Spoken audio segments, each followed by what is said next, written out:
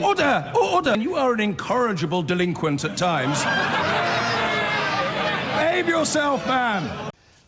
Now, here in the United States, a new wave of Black Lives Matter protests are beginning around the country, from here in a rainy New York right across to Portland, Oregon, at the killing of a young black man by police. The Minnesota police chief says the officer who fired the shot which killed Daunte Wright had intended to fire a taser, not a handgun, calling it an accidental discharge. The 20-year-old was killed during a traffic stop just a few miles from the Minneapolis courtroom where former police officer Derek Chauvin is on trial for the murder of George Floyd. Protests led to clashes last night in an area where tensions were already running high as the trial enters its 11th day. Fury has erupted again in Minneapolis. Police firing tear gas, stun grenades and rubber bullets to disperse hundreds of people on the streets in disbelief that just a few miles from where Officer Derek Chauvin is on trial for the murder of George Floyd, police had shot and killed another black man. He was only 20 years old and he didn't deserve to be shot and killed like this. I don't want everybody out here chanting and screaming and yelling. I just want him home. That's it. 20-year-old Daunte Wright had been pulled over driving the car his parents had just given him.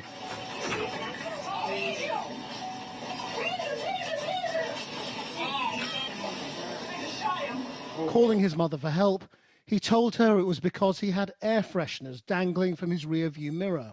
Then I heard the police officer come to the window and say, "Put the phone down and get out of the car." And Daunte said, "Why?" And he said, "We'll explain to you when you get out of the car." And I heard scuffling, and I heard the police officer say, "Daunte, don't run." And then the other officer said, "Put the phone down," and hung it up. A minute later, I called, and his girlfriend answered, which was the passenger in the car, and said that he'd been shot. She put it on the driver's side, and my son was laying there, lifeless. Police say officers discovered an outstanding warrant and that he was shot getting back into his vehicle, that he drove on and then crashed. His girlfriend was injured. This appears to me, from what I viewed and the officer's reaction and distress immediately after, that this was an accidental discharge that resulted in the tragic death of Mr. Wright. The shock at another police killing so close to where George Floyd was killed last year was immediate, and some people marched towards a police station. There was some damage and looting of shops. Police! Anybody in the building? Come out now with your hands in the air! A curfew was declared, and the National Guard has been called in to try to stop a repeat of last year in Wisconsin, when a similar police shooting of Jacob Blake led to days of protest and huge amounts of damage. Open the door, get out the car! It comes amid outrage at video released of police in Virginia who are being sued for the way they treated a serving black Army lieutenant in a traffic stop last December. Yeah, you should be. Get out! Get out! Get out the car! Get out now! Karen Nazario was threatened at gunpoint. When he asked for explanations, he was pepper sprayed, dragged out of his car and put down on the ground. Put your hands behind your back. The officer, who has since been fired, declaring he often has a problem with people from minorities during traffic stops. And I realize there's civil unrest, and maybe some of the jurors did hear about that. In Minneapolis, on day 11 of the trial of Derek Chauvin, the judge dismissed an attempt by the defense to draw last night's events into the case by isolating the jury in response. Correct. He ruled that what happened was a separate matter. I think the better way is to just continue with the trial as we've been going. The prosecution brought another doctor, a cardiologist, to testify that George Floyd died because of the way Derek Chauvin restrained him, kneeling on his neck. In addition to not putting him in that position in the first place, when there were signs that he was worsening, repositioning him, I think very likely would have also saved his life. This was Belton Brace's testimony before the defense gets to work this week. But with this latest police killing last night, a new round of Black Lives Matter and No Justice, No Peace protests are expected here, with a great deal at stake way beyond Minneapolis. Well, I'm joined now by the political strategist Latosha Brown, who's co-founder of the Black Voters Matter organization. As you look to what has happened in Minneapolis, so close to where George Floyd was killed last year, what are you thinking? You know, it's as activists have been saying, there is a larger structural problem.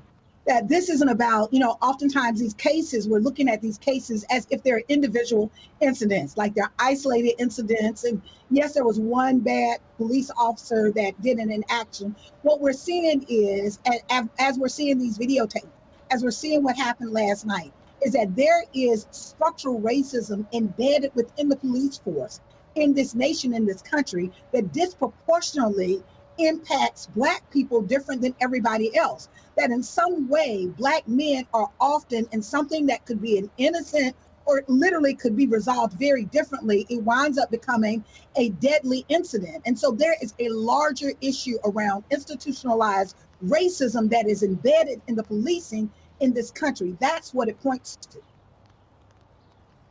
And do you think the context of a different presidency makes any difference? You know, I do. I think that the context around what we're seeing is that not only we're seeing kind of the structural racism, but we're also seeing that there has been a culture developed within the policing in this country that literally says that Black lives don't matter.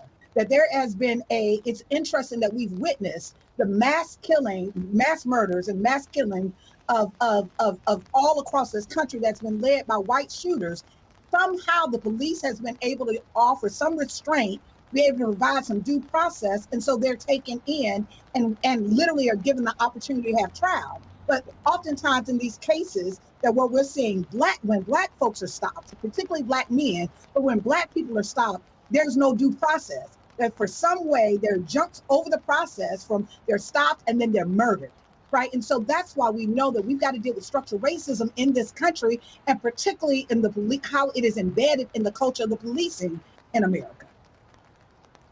Indeed, I mean, that happened in Georgia, where you are, where a self-confessed mass killer was arrested without any shots being fired. But Georgia is also in the news here because of the attempts to change the voter registration laws, which will adversely affect Black voters. What's going on there? Absolutely. So what we're seeing in Georgia is that in this last election cycle, in 2020, you had a historic turnout of voters, that you had the highest number of Black voters ever in the history of the state that actually showed up, not only in the general election, but in the runoff election.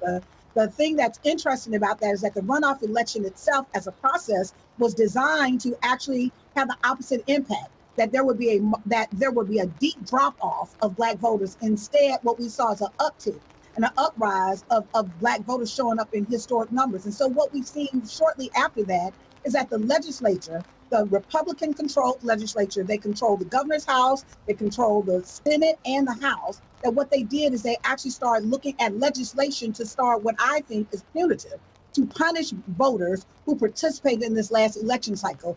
As a result, there was the passage of SB 202, which was a bill that came out that does some severe restriction, as a voter suppression bill is what we're calling it, you know, because it has some measures in that bill that actually restrict access to the ballot. It also gives the GOP the authority to be able to take over the results by literally taking over the board of election on the county level.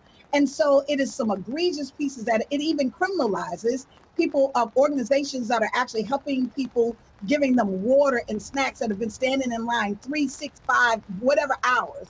You know, really, it criminalizes them. And so this is a bill that was designed to attack Black voters. It's designed to restrict access to the ballot. Is designed to actually put a restraint and barriers on those that have been assisting folks to stand in line. LaTosha Brown, thank you very much indeed for joining us.